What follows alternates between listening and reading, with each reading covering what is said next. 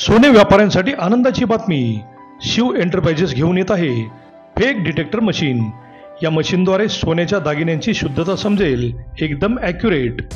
Retail jewellery shop, bank, पतसंस्था, gold finance यांच्यासाठी अत्यंत उपयुक्त.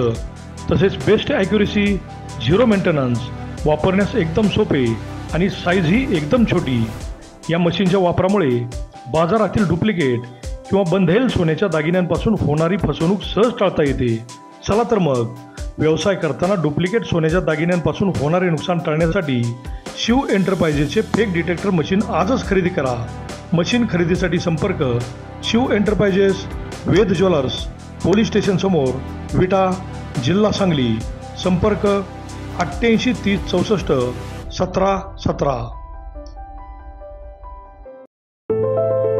आपलं विटा, देशामध्ये नंबर 1 आलेलं स्वच्छ व सुंदर शहर विटा. अशा शहरात आपण गुंतवणुकीचा विचार करताय?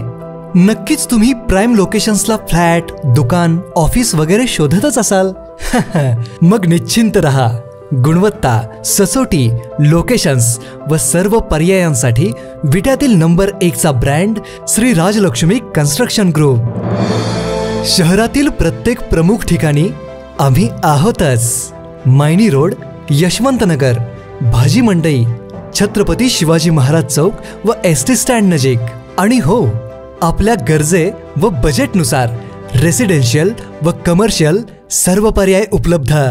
गुंतवणुकीतील विश्वास आणि समाधानासाठी डोळे झाकून एकच नाव, श्री राजलक्ष्मी ग्रुप, विटा. नमस्कार, प्राईम न्यूजमध्ये आपल्या सर्वांचे स्वागत. पारे गावात बस स्थानक परिसरात अवैध धंदे सुरू असून गावातील मुलींची छेडछाड होत असल्याची तक्रार आक्रमक नेतृत्व असलेले ब्रह्मानंद पडळकर यांच्याकडे ग्रामस्थांनी केल्याने मोठी खळबळ उडाली आहे.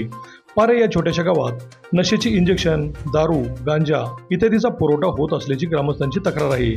नुकतेच जिल्हा पोलिसांनी मोठा ड्रग्जचा साठा जप्त केला होता आणि पारेसारख्या छोट्याशा गावात नशेची इंजेक्शन मिळत असतील तर त्याच्या मुळावरच घाव घालून पोलिसांनी ग्रामीण भागातही नशेच्या इंजेक्शनचा होणारा पुरवठा बंद करणे गरजेचे आहे, अशा चर्चाही होत आहेत. ब्रह्मानंद पडळकर हे एक आक्रमक नेतृत्व असून त्यांनीच आता पुढाकार घेतल्याने पोलिसही सतर्क झाले आहेत. देशाचे भविष्यच जर नशेच्या आहारी जात असेल तर पुढे देशाचे भवितव्य काय राहणार? राजकारण सोडून सर्व गावाने अवैध धंद्याविरुद्ध एक होणे गरजेचे आहे. संस्कृती ही फक्त ग्रामीण भागातच टिकून आहे.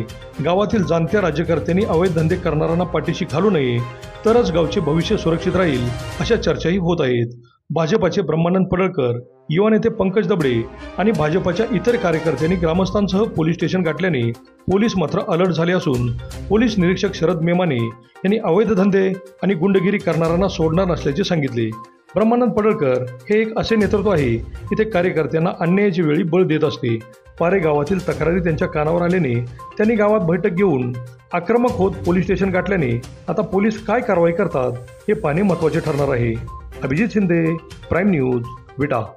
काल रात्री पाऱ्यातील बरेच युवक माझ्याकडं झऱ्याला गेस्ट हाऊसवर आलते आणि त्यांनी एक कैफियत मांडली की बाबांनो, पाऱ्याच्या गावामध्ये विशिष्ट समाजाचे लोक तिथं दारू विक्री करतात आणि तिथं दहशतही माजवली जात्या.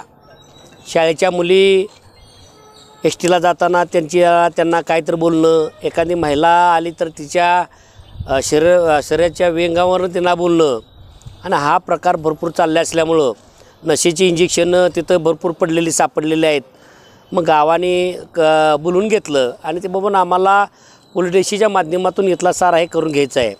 मग आमचं गावकऱ्यांचं असं मत आहे की बाबांनो, तुम्हाला धंदा कुणाला करायचा आहे तुम्ही कशाही पद्धतीनं करा, पण गावातल्या माता भगिनींना, मायमाऊलींना त्रास द्यायचं आहे कुणीही करू नये, असं तिथल्या ग्रामस्थांचं मत आहे. मग आम्हाला बोलवलं ना, आम्ही तर ते आलंच पाहिजे. त्यामुळे आम्ही तिथं आलं, बैठक घेतली. साऱ्या बैठकीत ठरलं की बाबांनो, इथून पुढच्या गावामध्ये आपण गावानं एकनिष्ठ राहायचं, एक संघ राहायचं, आणि जर कुठल्या असल्या शक्ती आपल्याला त्रास द्यायचा प्रयत्न करतील तर त्याला आपण हाणून पाडायचं, हे आपण इथं ठरलेलं आहे. तिथून आता सारे इथं गावाची लोक जवळ इथं आले आहेत. इथं पोलीस स्टेशनला निवेदन दिलेलं आहे का बाबा ह्या लोकांचा बंदोबस्त करा, का आम्ही करू.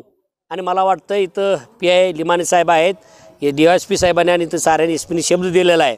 त्यामुळं पारेचा हा प्रश्न 100% सुटेल असं मला वाटतंय. खरं तर आपण शिवाजी महाराजांच्या राज्यामध्ये राहतो आणि ते 12 बलुदर समाजाने एकसंघ राहिलं पाहिजे ही सुद्धा आमची भूमिका आहे. त्यामुळं आम्ही त्यांना सांगितलं आहे, जी काय लोक त्रास देते त्यांना समोर बोलून घ्या, त्यांचं काय बाबा प्रश्न असतं त्यांना विचारा आणि ते प्रश्न मार्गी लावा असं आम्ही साहेबांना बोललेलो आहोत.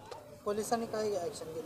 नाही, पोलिसांनी आता ॲक्शन ते घेणारच ना. त्यांचं काय ते 2 नंबरचे धंदे आहेत ते करतील. त्यामुळे त्यांनी आम्हाला शब्द दिला की इथून पुढच्या काळामध्ये जे मुलींना त्रास होता तर ते सकाळ संध्याकाळ तिथं पोलीस तिथं पारेमध्ये 7च्या इष्टीला आणि संध्याकाळच्या 5च्या इष्टीला तिथं पोलीसची गाडी थांबणार आहे आणि पुन्हा आणि काय कारवाई होते त्याच्यावर पुन्हा आम्ही इथं आमची गावकरी सारे मिळून आम्ही पुन्हा साहेबांना भेटू. आता इथं आलाय पण गावकऱ्यांमध्ये दहशत आहे, गावकरी भेटतात त्यांना काय? नाही नाही, त्या गावकरी बी येणारच, कारण दहशत आहे.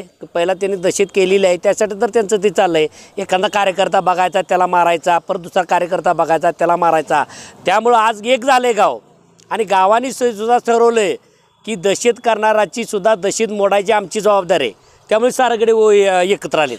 त्यांनी ठरवलं आहे की बाबा जर ते जशात तसं उत्तर दे आम्ही सुद्धा तयार आहेत. म्हणून ते आता साहेबांना सांगितले की बाबा जर आमच्या परत कोणी काही झाली, जर कारवाई करायचा प्रयत्न केला तर भांडणं करायचा प्रयत्न केला, जर आम्ही भांडणं केली तर त्याला जबाबदार तुम्ही असाल, पोलीस स्टेशन असेल, हे आम्ही त्यांना सांगितलेलं आहे. त्यामुळे पोलीस स्टेशन त्यांना चांगल्या पद्धतीने मार्ग काढतील आणि हा प्रश्न लवकरात लवकर सुटेल असं आम्हाला वाटतं.